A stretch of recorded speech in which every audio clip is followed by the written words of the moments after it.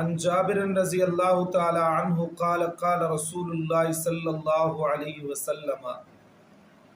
حضرت جابر رضی اللہ تعالی عنہ سے روایت ہے، وہ فرماتے ہیں کہ امام الانبیاء صلی اللہ تعالی علیہ وسلم نے فرمایا، عرضت علی النار،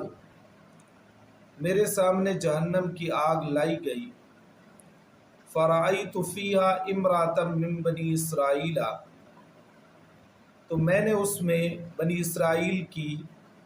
ایک عورت کو دیکھا، تعذب فی ہرۃ لہا، کہ جس کو عذاب دیا جا رہا ہے ایک بلی کے بارے میں، ربطتھا، جس کو اس نے باندھ رکھا تھا، فلم تطعمھا، نہ تو اس کو کھانا کھلاتی تھی، ولم تدعھا، اور نہ اس کو چھوڑتی تھی، تأکل من خشاش الارض، کہ وہ خود حشرات الارض میں سے کھائے اور اپنی زندگی کو بسر کرے، حتی ماتت جوعا، یہاں تک کہ وہ بلی جو ہے بھوک کی وجہ سے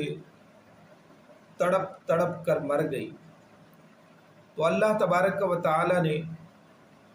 اس عورت کو